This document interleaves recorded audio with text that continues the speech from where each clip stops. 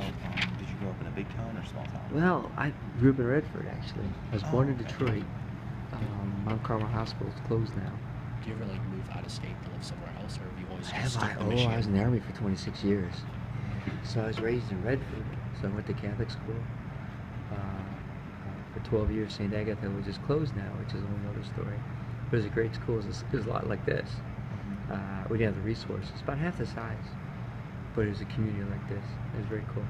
Yeah. Similar feel. I currently live in Catford. Oh, where at? Inkster and Elmira. Yeah, sure. I'm from Beach and 8 Mile. Oh, okay. Yeah. I can't relate to either of you. I live like 7 blocks away from here. Oh, very cool. That's where I live now. Yeah. All right. Did you have like a big or small family? It's a pretty relatively small family for the era. So I had mom, dad, I had a younger brother and younger sister. Okay. All right, family 5. That's about average. 5. Yeah. So it was smallish for back then. People tend to have larger families. But it's about My sister was kind of like a surprise. So since you went to Catholic school, I'm guessing you had a religious upbringing then? Like you guys went to church? Sure. So, yeah, I've always had pretty strong faith. My dad was funny. My dad, I think, went to church kind of as an insurance policy. I don't know if he bought into the whole thing. But he never missed Mass. He'd always sit in the back of the pew at the 8 o'clock Mass and nap. But my mom was in the choir, and so we spent a lot of time up there. So I go back to the old Latin Mass. So I remember pre-Vatican II. I remember the Mass was in Latin. Right? So I remember one of the responses was Ecum Spirit 220, and there's Latin, right? But we says God's telephone number. Was going to a Catholic school back when you were in Redford kind of like told you, okay, I want to teach at a Catholic school when I grow up? I wanted to recapture that. I had a really special time there. We had fun. I mean, I went to school pretty much with the same group of kids from first grade to 12th grade, right? So we know each other. I still got a lot of high school buds. We still communicate all the time. So we stayed pretty close. The sad thing is, nobody went back to Redford. So when that next group of kids was supposed to come through, there's nobody there. So the parish is closed now. That's really sad. They had an open house a few weeks ago. It's a charter school now. I wasn't prepared. So walking to church, I wasn't prepared for that though. I knew everything was gone. When I saw it though, I was just taking it in. I sat down for like 3 hours. I was sad. Memories hit you? It's sad. That community put so much into it, right? They didn't play around, because our parish grew really fast. And, as I remember, we had to add a wing to the school, and all the dads got together one summer and built another wing to the school. Right? Nobody worried about, construction permits or, fairways. But back then, just got things done. It wasn't all this looking over your shoulder stuff. That's good. Ryan, do you want to continue the bio, or do you want to get to the... I mean, we could probably get a little bit more with the bio. All right. Where'd you attend college? I started in Northern Michigan for 2 years. And I was familiar with the UP. My mom was from Iron Mountain. We used to go up there summer sometimes. So I thought that was pretty cool. And then I transferred down to Western. I graduated from Western. Okay. So was your time in Northern kind of like at Schoolcraft? You got kind of like the pre-classes done, and then you went to Western? We didn't have that then. See, this is what's different too. Is there's no such thing as you had your general ed things, but it wasn't like now where you just spend your first 2 years. So things are really changing in that sense. So we didn't. You went to college to get through college to get to something else. You didn't have these career college students changing majors 3-4 times, 7, 8, 9 years in college. I was in college for 5 years, and my friends kind of laughed at me. And I stayed for 5 years because I joined ROTC late, and I had to finish my ROTC classes. But I was there on a state scholarship for academics. I was a resident advisor, paid tuition. I was actually making money. But there was none of this changing majors 3 or 4 times. I knew people would change majors, but it wasn't like now that a lot of people go to college without really knowing what they want to do. I just personally think that's way too expensive. All right. So was it that change in majors that you decided to go from Northern to Western? You know, it was a girlfriend actually, so. Oh, okay. Did you start out like interested in physics though, or? I was always like a science guy. Are you a chalk guy or do you like whiteboards? Oh, I love chalkboard, sir. Thank you. Just wondering. Yes, sir. There's something about the sound of chalk. So, what was the question? Oh, like when you first went to college, did you know that Oh, if you I wanted to wanted to go be a into veterinarian. physics? No, I wanted to be a veterinarian. Oh, okay. Oh, that's Yeah, cool. I wanted to be a veterinarian. What made you change? So my sophomore year, my advisor said maybe you should take something that's not as serious, like medicine.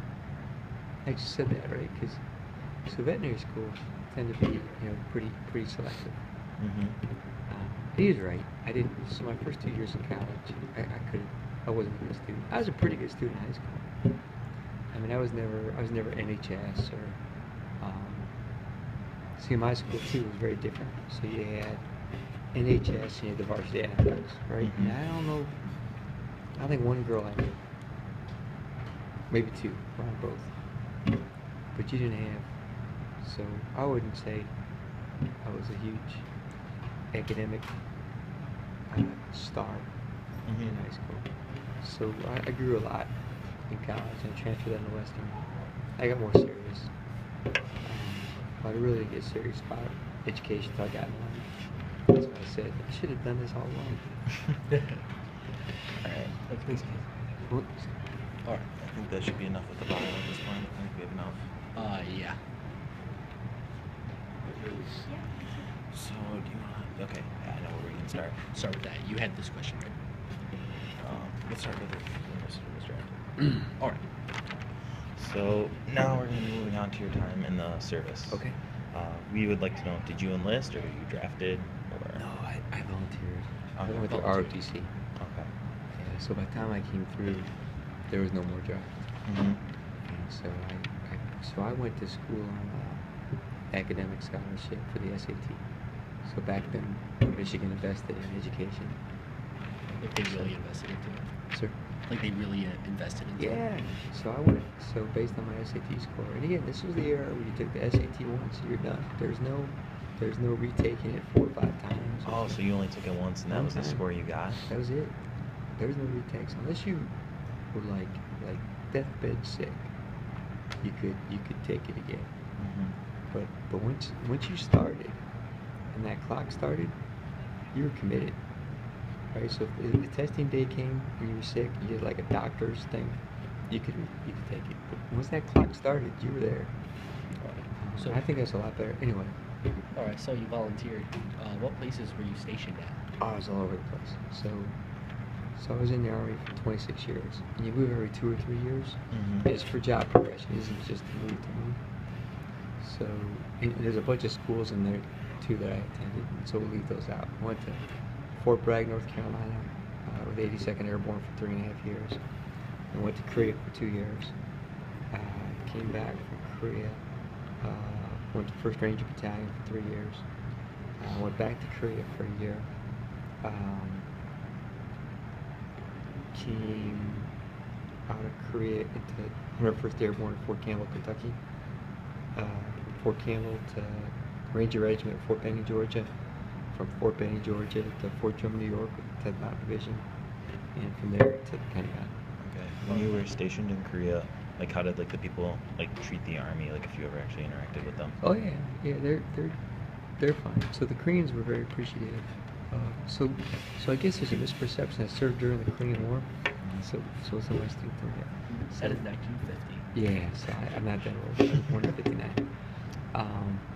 But the Koreans, especially the older Koreans, are very appreciative, right? Because they remember the Americans coming in and pushing the communists out. Yeah. So the younger Koreans that have got kind of a different feel, right? But the older Koreans are always very appreciative. Okay. So I actually learned. I could actually speak Korean probably the 3rd grade level. Oh, really? Yeah. That's good. So I couldn't do it anymore. But How did you feel from like the transition to cultures, like from U.S. culture to Korean culture, back to U.S. and then back to Korea? yeah, so So you really, I mean, you interface with that culture, but you're in the Army culture, right? So, I mean, there's certain things that you interface with the people on. So, like personal space is different in the United States. Koreans would stand right up next to you right there. So their view of personal space is a lot different. You just, So you kind of had to get used to their normal ways of living. yeah, just accept it. They live. It's a small country, so it's maybe the size of Michigan, with 50 million people now. And so it's there's people everywhere. With stuff like standing close to each other when talking, was it kind of awkward to get used to it at first? Yeah, I mean, before you deploy overseas, you take these little classes, and they kind of prepare you for. You can learn little things, how to. Because for example, in Arabic culture, it's really offensive to show someone the bottom of your feet, right? So it's good that you know that before, right? So I don't know if there's anything in Korea quite like that. But you're sort of given an orientation on how to act. Were there any U.S. policies that affected you and the citizens of Korea while you were stationed there? Like any major ones? No, okay. The biggest one that affects us wherever we are is called the Status of Forces Agreement. And the Status of Forces Agreement talks about what are the rights and responsibilities of both governments towards our military in that country. So say you're in the military in Korea and you rob somebody, okay? So what? Who's got jurisdiction? And that's good. If you rob somebody on a U.S. camp off of this, you kill somebody, right? Yeah. Who's got jurisdiction? Status of Forces Agreement is probably the biggest one. So it's kind of like whoever's law applies in certain areas. Well, it's always an agreement. So the nations agree. So you've got troops based overseas. The State Department and that country's foreign ministry will sign an agreement. It becomes part of the law, right? That's one of the reasons why we took so many people out of Iraq. We actually wanted to leave about 10,000, 15,000 people in Iraq, but we couldn't resolve the Status of Forces Agreement with the Iraqi government. That's just one of the causes of tension. Yeah, because American politics being what they are. So say Ryan goes kill somebody, right? So Come on, Ryan. so nice. I say it because he's probably less likely than you. Just kidding. So to us, right? You and I says, yeah, of course, let the Iraqis triumph, but Congress gets all wound up about that. So they made it almost impossible. Then they come back and they blame the Bush administration for not leaving forces in Iraq. It was really Congress that was a problem. So you said you went through ROTC. What was your training like for the Army? So for ROTC, ROTC is kind of like a basic orientation, teaches you some basic skills, the basic background. A lot of the purpose of ROTC, I think, is can you really adapt to a military type culture? Right? Is that really your deal? Right? Because you can't, once you sign that contract, you don't quit. You're in for 3, 4, 5, whatever you signed up for. Yeah. You don't just wake up one day and say, "Hey, I quit." And quit.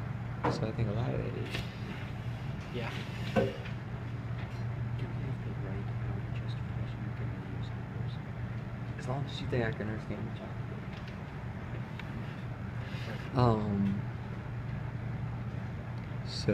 So it's basic. You teach you how to wear a uniform. Teach you how. But you don't. Your real military training starts after you're commissioned, and then you go to your officer basic course. And so depending on where you go, it's 5, 6, 7, 8 months, and that's when they teach you all the technical skills, right? That's when you get your branch. So your branch is what your specialty is. And so for me, it was field artillery. So I went to Fort Sill, Oklahoma, for I think 6 months, 7 months. After 26 years in the military, what position were you in? Oh, my last duty position? Yeah. I was assistant director of training for the U.S. Army. So I worked in the G3, which is our Army operations. Yeah. And so I worked for 1-star, and I was his deputy. And so we managed the training, overall training, training strategy, resourcing. So you overlooked the training of new soldiers. Well, that's part of it. So you've got all these sub organizations.